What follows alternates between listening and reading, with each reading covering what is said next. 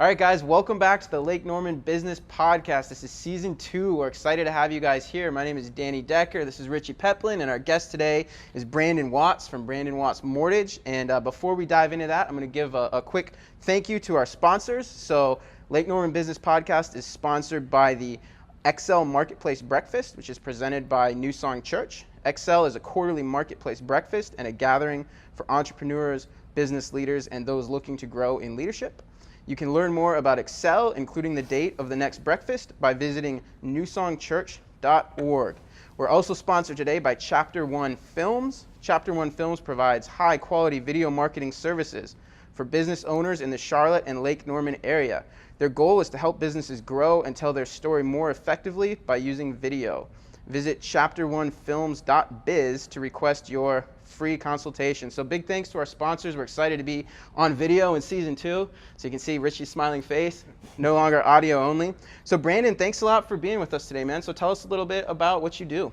Thanks for having me. So, I basically took a platform that I was currently employed by and expanded that into a brand to market for visibility. So it's kind of a different take. I mean, you see it a lot in real estate offices and this and that, a lot in the real estate industry, but you don't see it as much through mortgage guys themselves. Sure. So what I did is basically, I want to say 3 years ago, started my brand as BrandonWattsMortgage.com.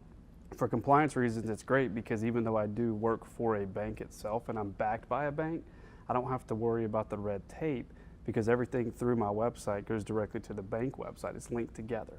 Yeah. So there's a benefit there for not having to have a formal business, if you will, and still be able to be independent while working for somebody else that handles the licenses and everything else. So very cool. It's great. So who's your kind of ideal target customer?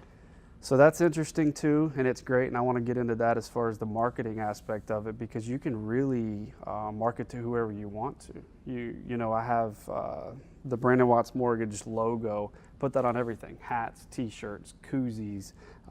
We have stickers, we have golf balls. You name it, we've done it. So you can literally market to whatever target audience through that you can.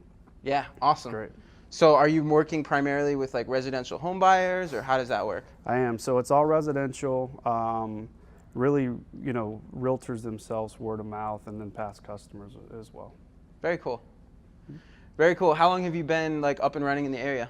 So I've actually been in the mortgage business for 15 years, believe it or not. 15 years already? 15 years. You look too young to be doing it for 15 years. That's why I wear a beard. So I try to trick everybody, but no. So I started at 18, I'm 33 now, it's all I've ever done, and it's a running joke in this industry, but once you get into it, you never really get out. So, but it's great, and I've been fortunate enough to see the really good, the really low, and now again, very, very good, stable market. Very cool. So it's great. You said since age 18? Age 18. So what led you to, why at 18 years old when most people are running around, screwing around all day? In all honesty, college wasn't necessarily for me. I happened to run into the right person. He said, "Do you want a job?" And I said, "No."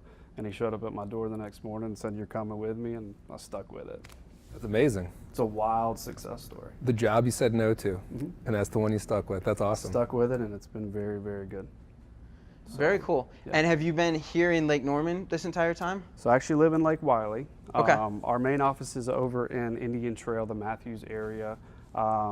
And, I've got a small satellite office there in Lake Wiley, so I can, I try to get that target lake. Real big on the boating, the wake surfing, and things like that. To that point, you can take your brand and really help cultivate it in any way you want to.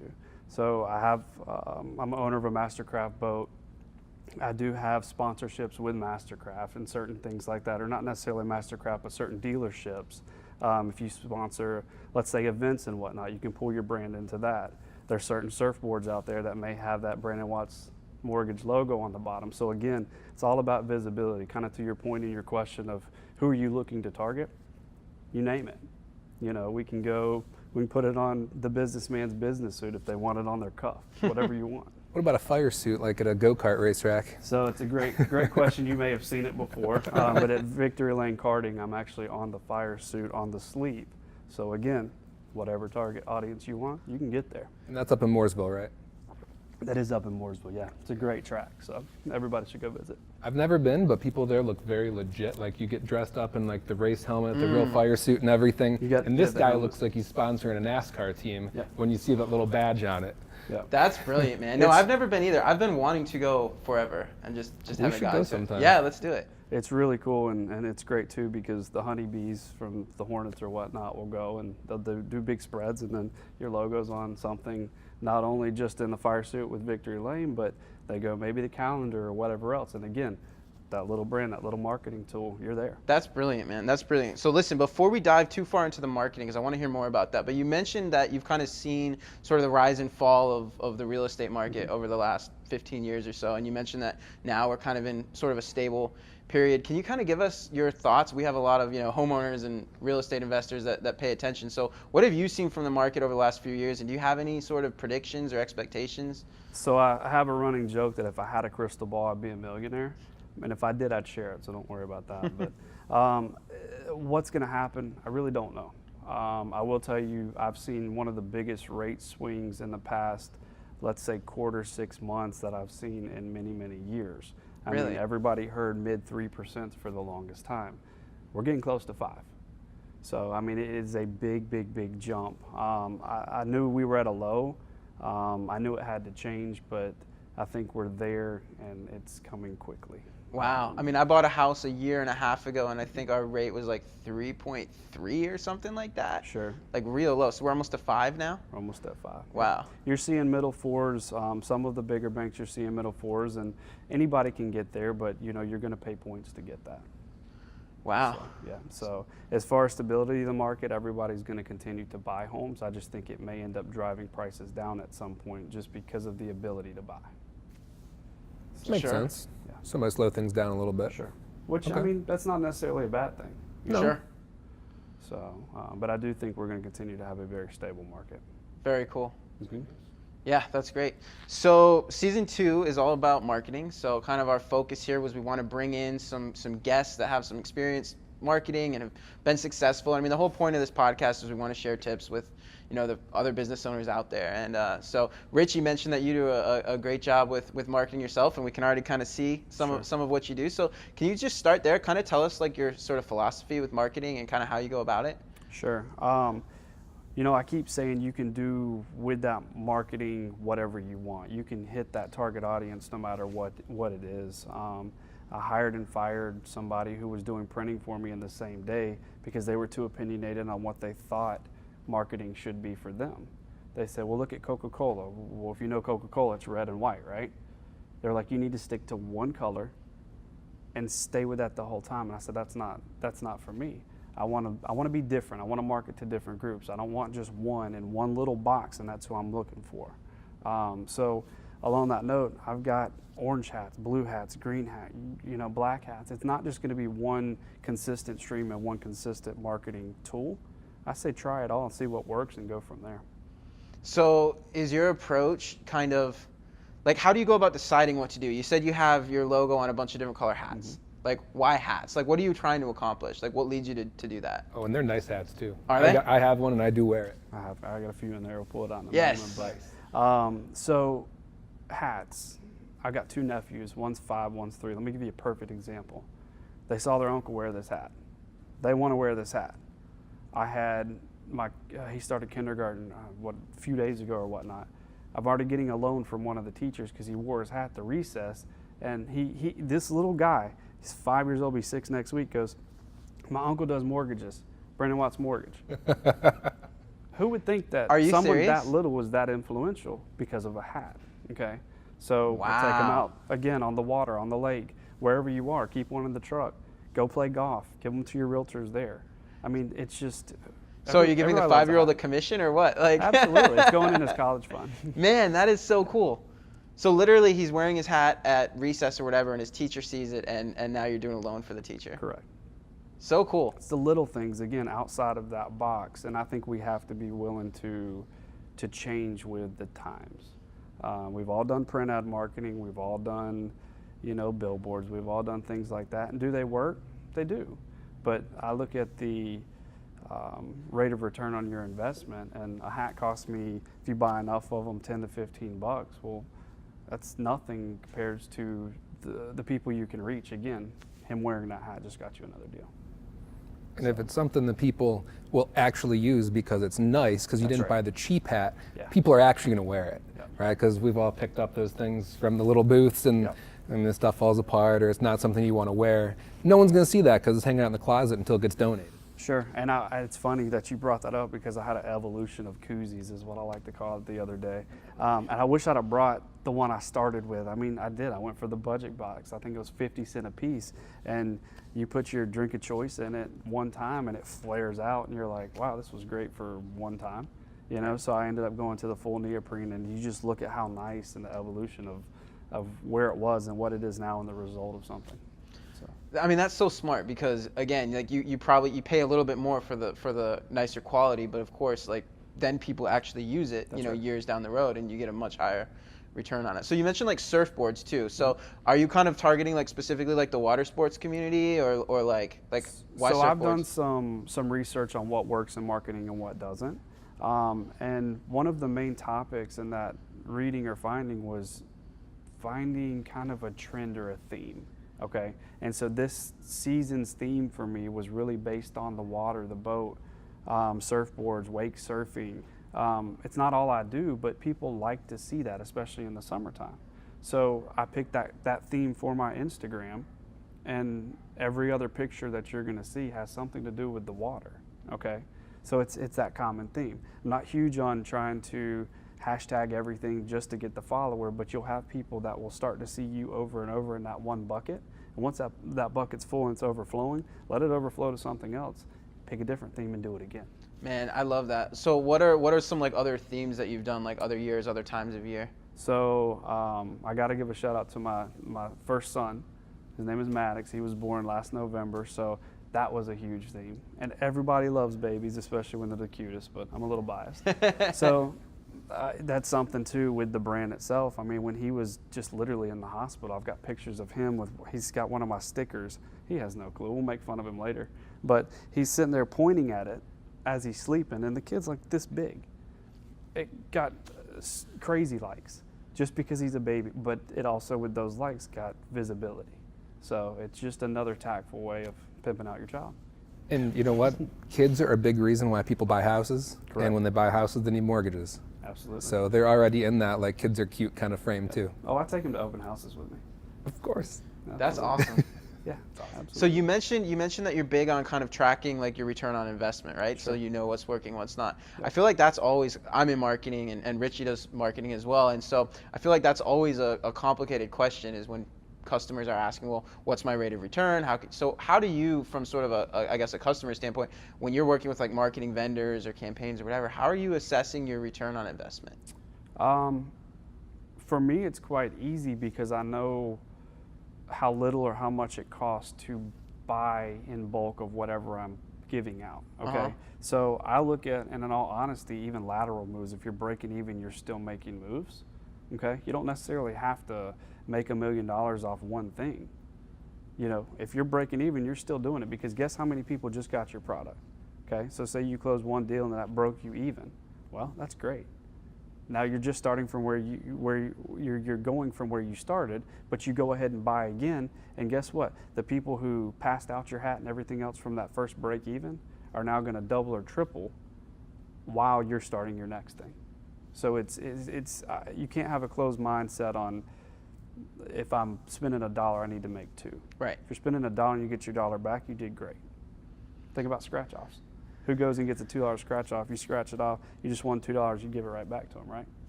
Do it, keep going. Right. So. Yeah, it's hard to measure ROI right now in a high visibility world, right? So your Instagram is, or your action at Instagram is actually how I found you, right? Yeah. Wow. So I got my mortgage through Brandon. Wow. And really? yeah, that's awesome. And we have a mutual friend who surfs, and Brandon wasn't even doing anything necessarily special on it. He was just present as Brandon Watts Mortgage. Right. And since I was looking at a house, that stood out to me. But started looking at his Instagram account and his pictures, and I'm like, okay, this is a mortgage guy that surfs. He can't be all that bad. Yeah. So eventually, I reached out to him, and that's when I got the rest of the whole experience. But that was the top of the funnel. Yeah. That action. That's so smart, and I love it because I feel like so often people get hung up when they're tracking like ROI on like a specific thing. They're like, okay, if I bought these hats, I better get like a specific return because somebody saw this hat. But it's like, we don't live in that simple of a world. Like you create touch points with people lots of different ways, right? They see the hat, they see you on Instagram, they see your surfboard, and all of a sudden like they pick up the phone and call you. But like you can't really measure whether it was the hat or the surfboard or the Instagram that actually prompted it, right? It's just the fact that you're present in all of these different places, like the sum total of that like brand awareness you create. Like that's awesome. I think that's really cool. Well, it's really just how do I relate to this person? People want to work with people they like. People want to work with people they can relate to. And if you can have both of those things, it's a perfect transaction for both sides. You know, a transaction needs to be even. You know, you want to work with people you like, right? Yeah. Well, with our world of such information, like such high visibility, we want to know more than we ever did before. Sure. It's not the days where you like, you know, walk into the bank and you know, bank teller and you know, you never know these people. Like, no, people are like looking people up on Facebook. Right, so you meet somebody, and next thing you know, you're stalking them on Facebook. You're looking at all the different places before you actually meet them. In all honesty. Yeah, absolutely. Yeah, if someone calls you, and before you've ever met them, like you're going to look them up. What is this person all about? But that's just the world we live in.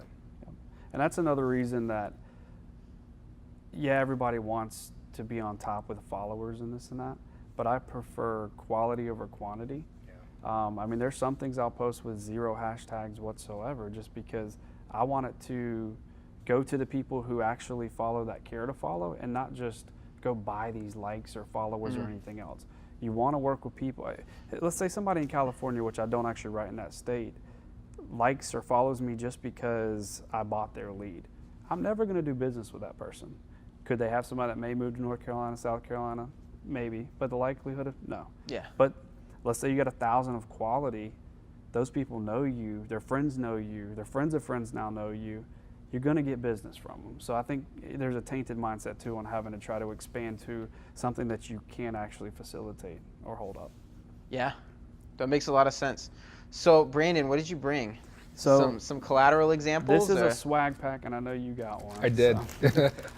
And I've got other things, but I mean cups. You know, we've got cups here. I did those in a Panthers scheme to give out at tailgates. This is the sticker. I mean, these are great. It can go on anything. Nice. You know, I mean, it's waterproof. So again, you don't want to necessarily get something custom made with that on it. You put it on there, you peel it off. Here's the koozies, and you know, I did my name and number on the bottom because every time you tip up your drink, you're gonna see it. Okay. These are better than a business card. Again, whether it's on the lake or just a rainy day, your business card gets wet. Who cares if that gets wet? That's what it's for, right? Yep. I've got a couple of these. Yeah, they're great. The T-shirts. Here's something else. So I did a big logo. You know, they told me not to. I like it. This is the biggest thing they told me not to. I don't know if the camera can see it, but I did my website across the bottom.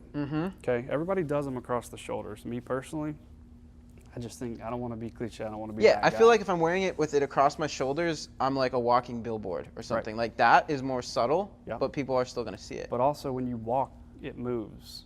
Okay, so that can go in different directions, but it moves and you focus on that, you know. So hopefully I won't get twerk videos at some point. But if it does, it does, the brand recognition is brand recognition, right? If it does, the brand landed, you know. And so here's the hats we were talking about. Again, I mean, it's the Richardson hat, so there's a plug for them. But it's a great hat. You can get them wet. You can wear them. They hold up. Here you go. I got hunting buddies. You know. Man, those are nice. Do something way different. Those are nice. And then I've got some really bright colors. I didn't know if we were going to use them, so I only brought a few. But I know I talked to you about this, Richie, but I've actually got packing tape that's got me wrapped around it. So when I ship out a box, I'll put that on there. I do a white box with the packing tape so it pops. Everybody that touches that box now just saw my brand. Who knows where it's going? Sometimes I'll mail out random stuff just to get recognition. Man, that is awesome. You never know. The local UPS guy That's right. might be in the market for a mortgage, and he happens to pick up that box, and there's his answer. Yep, absolutely. All right, so this stuff is all really awesome and really well done. So do you have any like vendors you can recommend if people out there are watching this and are like, man, I need to get my logo on a hat, or like who do you work with? Any recommendations there? So I use local printing. I don't necessarily want to endorse anybody in particular for the printing, because to each his own. I've had some that loved the quality of the logos. There are different qualities in printing though, so you get what you pay for. I wish I'd have brought, if I'd have known we were going to go there, I would have brought one of my old hats.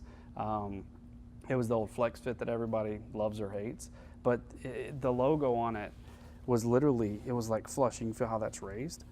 Yeah. And it's real nice quality print. Check that out. So, you know, shop it, get a sample and make sure prior to getting those. Let me plug somebody that, you know, they're an independent company that blew up. I gave them a shot a few years ago. I get all my stuff from Sticker Mule. Sticker Mule. And they're great. I mean, heard of that. Literally, like these came, I got like hundreds of those, and they're really inexpensive. Very cool. And it's the sticker, the bags, the packs, the packing tape actually came from there as well. So that is one that people can just go follow and let them go for it. Love it. So, and again, the hats are Richardson. Everybody knows the Richardson hat. Very cool. Yep. All right, man. Well, very cool. Before we wrap up here, if you were to give sort of one piece of marketing advice to somebody who's kind of new at business or hasn't been, you know, doing it for a real long time, what's the one thing you would share that you've kind of learned along the way? So I would say, don't be discouraged. It takes a very long time to get any type of brand recognition. But once you do, go 120%. You know, it's a joke by some of my buddies, and they say, once you take off your shirt, do you have that tattooed on your chest? Maybe, maybe not. But that means I've done what I've set out to accomplish, and that's really brand yourself. So that's awesome. All right, so do you have that your logo tattooed somewhere? No, but had I known you'd ask it, I would have Sharpied it, and we'd have made a great exit. So. Season 3, we're gonna bring you back, and we're gonna have to show it off. That's great. Perfect. Cool, man. Well, thanks a ton for joining us. This was awesome. Absolutely. And keep killing it with your business. It sounds like you're doing awesome. So thanks for being here. Great. Absolutely. Thank you, guys.